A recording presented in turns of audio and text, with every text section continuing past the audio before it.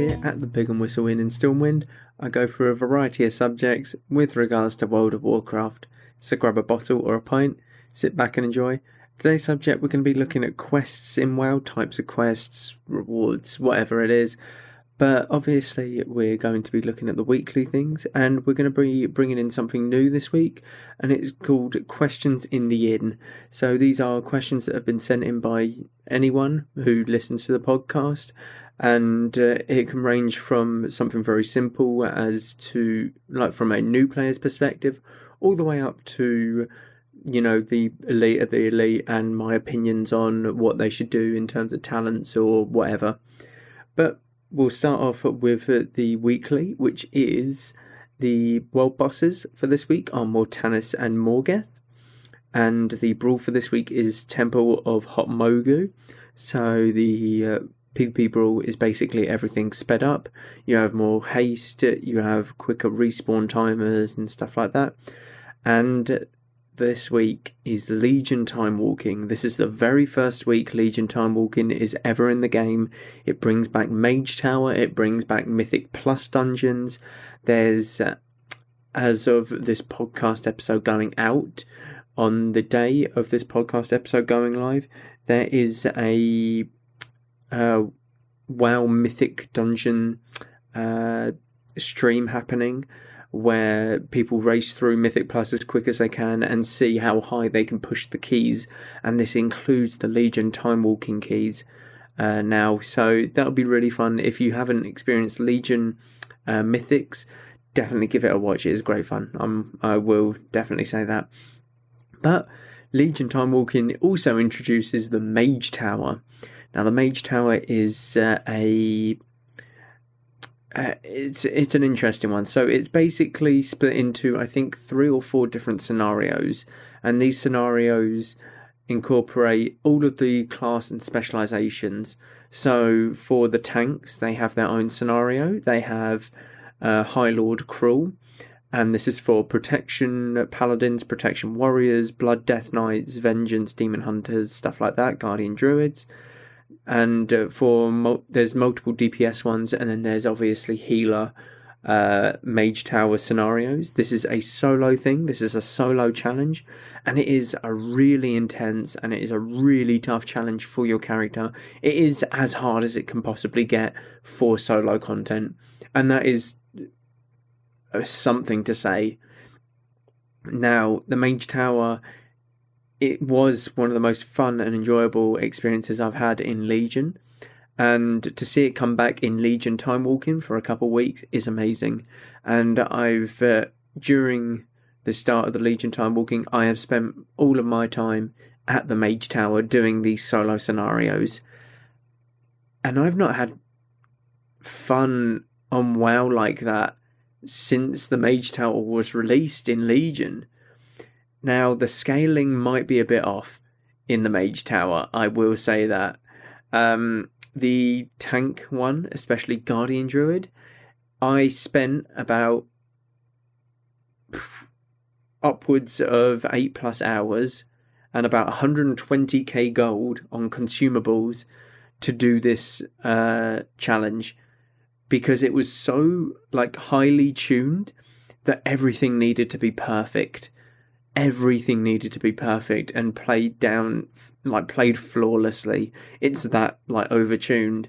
And yet I walked into the Arms Warrior one today and did it after about 5 attempts, compared to the 150 to 200 attempts I spent on the Guardian Druid one to do it. So yeah, some of them are a bit more overtuned, so they might be looking at that in the near future. But you know, I've not had more fun since the Mage Tower was last released in Legion in 7.2. So definitely get on and do the Mage Tower for yourself. I would recommend before it's nerfed. They're not going to nerf it to the ground. They'll nerf it very slightly, but to see it post nerf will be an experience. And honestly, it was enjoyable to defeat that challenge. It really was. But that's what it offers, a challenge, a really tough challenge for all of those who look to better themselves on their character, to learn their class, to do solo content that is what you want to do at the moment, which, only lasts for a couple of weeks, so definitely make use of it. Now, moving on to our next section, the questions in the inn.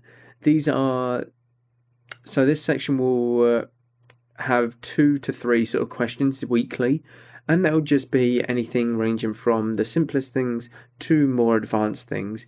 So they're all sent in by viewers, so if you do wish to send in your questions, feel free to check the descriptions, check the Discord out and stuff like that, because my email will be there if you wish to email me any questions, or if you wish to join the Discord, there is a dedicated channel to post questions in. But we'll go through the first question, and it is, as a new player looking to join some dungeons, but not very experienced and worried that they won't live up to the sort of standard that other people think, what's the best way to sort of handle this? So my advice would be you have YouTube available to you, obviously. You can look up guides for certain dungeons, but if you're looking to get into the dungeon and sort of dungeon scene, doing more group content and stuff, I would very much recommend finding a friend to play along with, or just out in the open world questing, and then you can sort of ask them to do a dungeon with you, possibly. But like I said, another alternative is you can easily view what dungeons you would be available for in the dungeon finder. You scroll over the little dice icon. You would press I to open the interface for the dungeon, and then there is a dice on the page. You scroll over the dice and it will show you what dungeons you are eligible for, and you can look up guides to them specific dungeons if you are looking to see if there's anything specific that you need to know. But if you are new and at the lower levels, typically the dungeons don't necessarily have a lot of mechanics that you need to worry about. It is very much just tank and spank and get you in the flow of things. There are mechanics, but they won't be anything that like kill you, one-shot you, or anything like that. So you don't necessarily have to worry in that regard.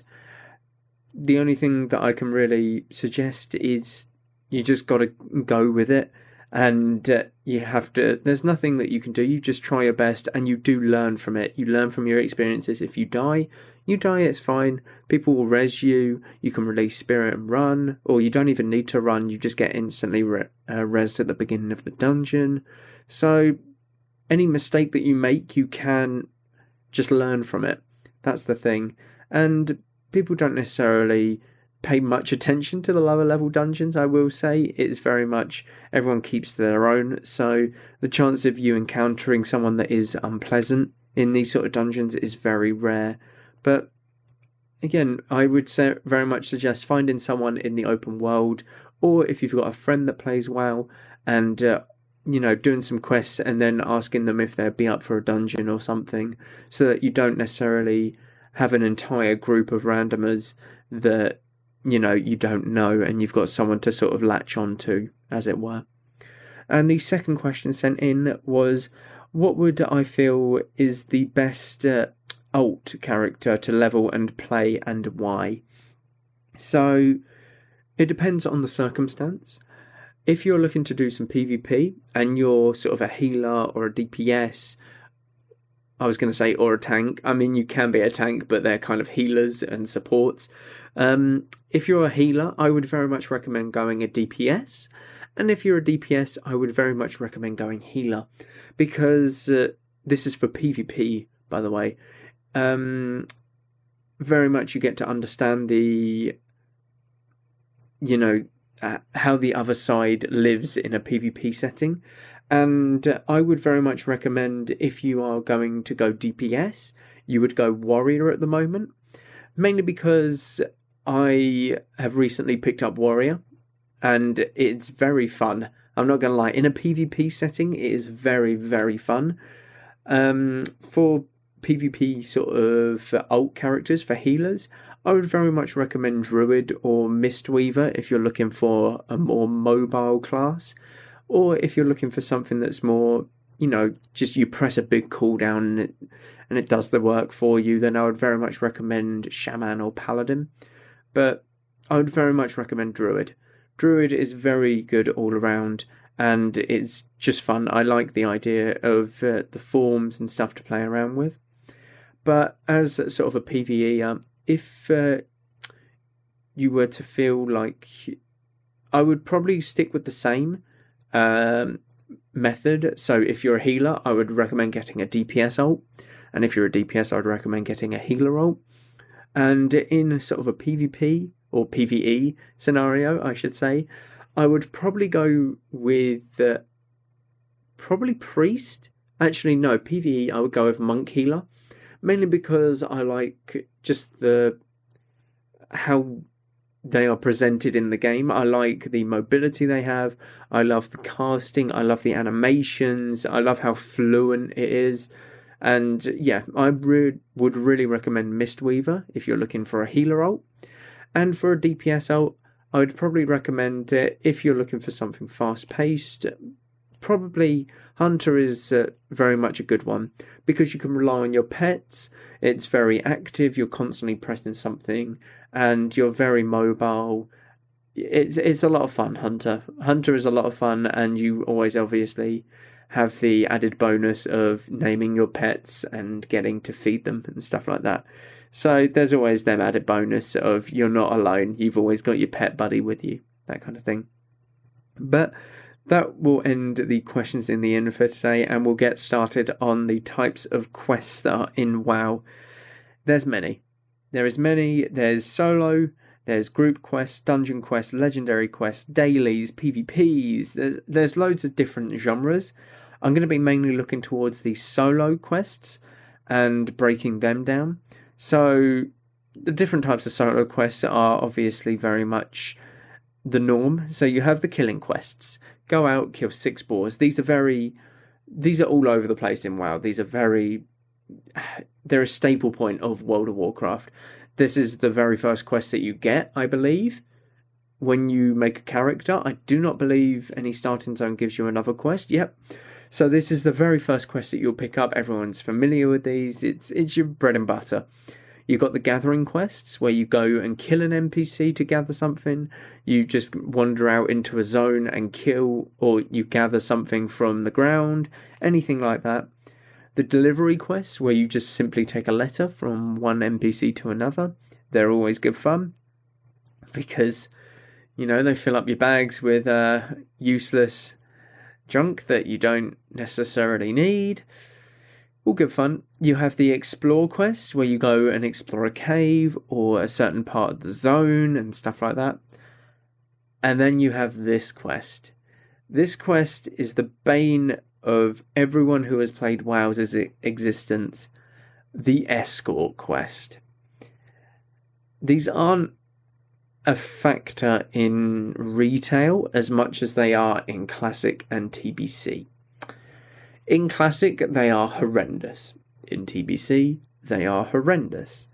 This is my opinion of them, as you can tell. So an escort quest has you escort a NPC from to a place. It can be a very short distance. It can be a very long distance. And do not underestimate how slow these NPCs will walk. You will feel like you're doing this quest for a good 20 minutes. And that's just walking for 20 minutes and you've not even covered, half of the zone that you're in. So there's multiple of these escort quests. The most notable one, and the one that people know the most, is the homing chicken in Tanaris. This homing chicken lives in the bottom right of Tanaris, and you have to escort it to the top right of Tanaris. Now, Tanaris is a big zone. It's a very big zone. It is just a desert. You wouldn't think it's that big, but it goes on it's like a real desert. It just keeps going. You think you see a town, but it's actually a mirage. It's lying to you. It's lying. That town is still like a good 10-minute journey away, and that's on 100% mount, for God's sake. So imagine doing this without a mount. You have to follow this slow chicken that's running at about 75% of your normal running speed. So it's running slower than you, but not slow enough where you can walk beside it. No, you've got to do this tapping W stuff so that you can keep up. He'll run after random NPCs to attack, pulling 3 to 4 mobs, and if you're a class that can't deal with that many mobs, then you might just die, and your escort might die. That's the thing. If you let the escort die, the quest's over. If you die, the quest is over. There's no, luck about it. It's stupid. Now, if you can put aside all of the waiting to run back to the top, escorting this guy all the way to the end, after killing 20 mobs that it randomly attacked, surviving by the skin of your teeth, having to use 20 bandages, 200 potions and whatnot, you get to about 5 meters of completing it, and then an undead rogue shows up and one-shots you, and it says quest failed. You've spent 15 minutes walking this NPC, this dumbass robot chicken, to the top of Tanaris, and you get killed within 5 seconds and 5 meters of completing the quest. These are why I hate the escort quests, because there's so many things that can go wrong for very little experience gained from doing them. There's no point in doing them, in my opinion. Now, there's multiple. There's ones in Feralis, which is even worse because it literally runs across a straight road. So loads of Horde are obviously coming down this road to turn in quests, to do quests and go places. So you're going to run into a lot of Horde. And a lot of max level Horde as well, because this is where Daimel is, a level 60 dungeon. So whoever put that damn robot chicken there, yep, thank you. Really like that one. Damn escort quests. There's a couple in TBC which aren't as bad, I will give them that. It's sort of, there's one in Tirakar Forest that I know where you have to escape a tomb. There's, I think there's one in Shadow Moon which was actually bugged for me when I did it. I accepted the quest and he kept walking back to where we picked up the quest. So the idea is he would walk out of the cave, but he would get halfway, kill a mob, and then he would walk back. Like, he wouldn't run back. He would actually just walk back to where we picked up the quest and stand there and do nothing. And just sort of stare like, yep, we're out, right? We're out of the cave. And it was infuriating. I spent about 10 minutes trying to make it work, and he just stood there. It was stupid. Like, dumbass mob. Honestly, I've not had good fun with escort quests. They are the bane of the game, and if you pick up an escort quest, don't do it. Abandon it right there, go kill some mobs. You'll get more XP from killing mobs by the time it would take you to escort this NPC. You can trust me on that. You have my word on that. But if you haven't done an escort quest, please do it. Please do an escort quest. Understand what I'm talking about. And then you can never do them again. But you need to experience this first before you just don't do the escort quest. It's something. But yeah, the one that definitely springs to mind and that I would recommend that everyone does at least once is the homing chicken in Tanaris in the bottom right of the zone. Just try it. It's annoying. It's very annoying. Or the Feralis one. That one too is very annoying. Either or, it's an escort quest. It doesn't get much better with whichever one you pick. So let's look at group quests. Group and dungeon quests sort of go hand in hand because, well, you need a group for a dungeon, don't you? So group quests are generally ones that are in open world. I'm going to include dungeons as well because dungeon quests need groups for them to be completed, I will say that. So group quests generally need 2 to 5 people in order to complete. If you can do it solo, which some classes can in like Classic or the Burning Crusade, then that's fine. That is more than fine. Or retail, you can do it. Some classes can, some classes can't. It just depends on how skilled you are, how well your class can actually do the quest, how easily how survivable your class is, how much damage you can pump out. There's many different factors, but group quests generally have you kill something that's big, a big mob that will, really slap. Now, there are ways to get around this. So there's multiple group quests in Burning Crusade. And I know this because I've done many. And I'm a mage in Burning Crusade. Now, anything that's got like 20k health will hit me like a dump truck because I wear cloth. And it's not fun. It's not a good time. Not gonna lie. So there's tech that you can do in Classic and Burning Crusade where you kite the mob indefinitely. And by indefinitely, I mean indefinitely. So if you hit it within certain intervals, it will always stay aggroed. If you stop hitting it for a certain amount of time, that's when it will start running away. So after 8 seconds, it will start running away if you haven't done any damage to it. But if you hit it after 5 seconds, that timer is reset. So it needs another 8 seconds before it will run away again. So you can hit it with very low damaging, like instant abilities, but kill it eventually. That's the thing. If you've got the speed and the sort of technique to kite it around, then you can easily do these sort of group quests by yourself. But generally group quests are very simple. They have you go and kill giant mob, and it requires a tank, a healer, and maybe 1 DPS to 3 DPS, etc. So a good group quest or quests I know that are in TBC that actually require a group and can't be soloed are the Ring of Blood quests. Now the Ring of Blood quests are very iconic to me. They are very fun. They offer really good rewards. And they have you kill basically bosses, like dungeon bosses in this instance. Or this, circular blood, this Colosseum. It's not really a Colosseum, it's sort of a budget Colosseum. But they have you kill multiple bosses, and there's like 6 quests that you can get back to back, have you kill these bosses, and you do get some really good XP and some really good gold from it. Now you get like 30% of a level, 50%, 30 to 50, anywhere between there. And these are the only group quests that I like, because you don't have to travel anywhere. It's, right next to the quest giver. You get loads of gold for it, you get loads of XP, you get loads of items and stuff like that. So these group quests I definitely do like. Loads of people prefer group quests over solo quests because it invites that interaction with people. I myself just prefer the solo quests or just, dungeons or whatever.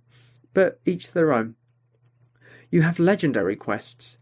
Now, these quest lines are obviously a massive chain. So they've gone off of them recently in the recent expansions. But in Warlords of Draenor, in Mists of Pandaria, there were legendary quest lines for your legendary item. In Warlords of Draenor, it was a ring. And in Mists of Pandaria, it was a back piece. And I suppose you can count Battle for Azeroth for your back piece questline, but it wasn't really a legendary questline, was it? It was kind of a, you going into a vision, take this with you, that kind of thing. So, So these legendary questlines would take place over a few weeks, a few months. They would require multiple dungeons, multiple raid lockouts, multiple, things done within raids. It would require a whole load of stuff. It would require loads of materials from the auction house, from professions. It would require everything from every sort of aspect of WoW, which is good. I think that's really good to incorporate everything that you can within these quest lines because it utilizes what WoW already has. And WoW does have some good, foundations to build off of. You've got professions which are actually neglected in the past few expansions. I really hope that they bring them, to life again soon. You've got multiple different, zones that you've created that you just don't use. If you look at Legion, I suppose the legendary quest lines for Legion were your legendary weapons, and that sent you all around the globe. or all around Azeroth, I should say. Now, Legion is very fondly looked upon because it utilised stuff from the old world. That's what gave people a familiarity in that expansion, because yes, it was Broken Isles, it was a new sort of continent, but you're also going to Kalimdor or Eastern Kingdoms, where you've been before, where your character's grown up, where your character's leveled, where you've leveled multiple characters, and you're going there to do these tasks for, current content, and that brings it a sort of breath of fresh air. When you're having to fish to find your, Ashbringer legendary, like transmog, it's insane. You have to fish it from Eastern Plaguelands, out of everywhere. Eastern Plaguelands, somewhere that was, the highest level zone back in vanilla. It's insane, and that's what a legendary questline is. It really gives you that sense of achievement for doing it. It makes it fun. It makes it really engaging, and they nailed it with Legion artifact weapons. The others incorporate raids and stuff like that, which is good. I think having a legendary locked behind, raid, profession content, dungeon content is really good, because it really shows the people who are dedicated to farming that sort of thing. But it also lacks the flair that Legion had with sending us back to the old world to, give it a breath of fresh air, that kind of thing. You obviously have daily quests. Daily quests are, as they imply, something that you can pick up daily and you can do every day. These would generally be for reputation, for constant rewards, for something random, stuff like that.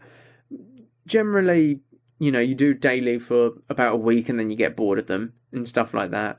And you'll come back to it a bit later, but dailies aren't the best. They were introduced in TBC and there's not really a lot to say about them, to be honest.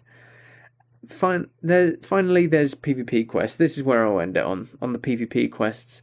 Now, the PvP quests are something like kill 20 Horde throughout the week, kill or earn 1,500 honor from rated battlegrounds, from epic battlegrounds, from arenas, whatever.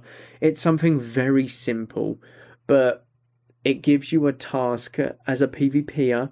It gives you something to do. Now, it takes you into battlegrounds that you wouldn't usually go into. So epic battlegrounds, I wouldn't dream of doing that, to be honest. But recently, after getting, an epic battleground quest, I've recently gone into epic battlegrounds and enjoyed them. I've really enjoyed myself in them. I like the chaos when I'm a caster DPS. You can pump so many DPS numbers in there, it's insane. I like the healing meters when I'm in an epic battleground.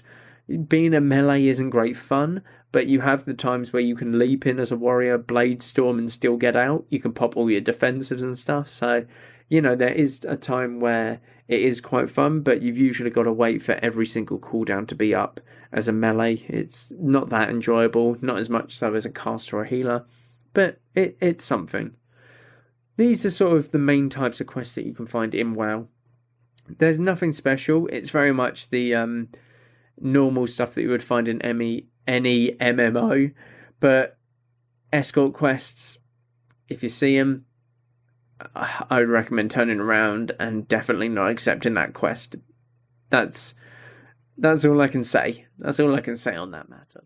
Thank you for tuning into this week's episode. Be sure to check out the Pig and Whistle Patreon for a weekly podcast on there, as well as many other perks. Be sure to check out the Twitch and all of the social medias. They can be found in the links below. We stream regularly on Twitch, so definitely keep an eye out for that. Thank you all very much for listening.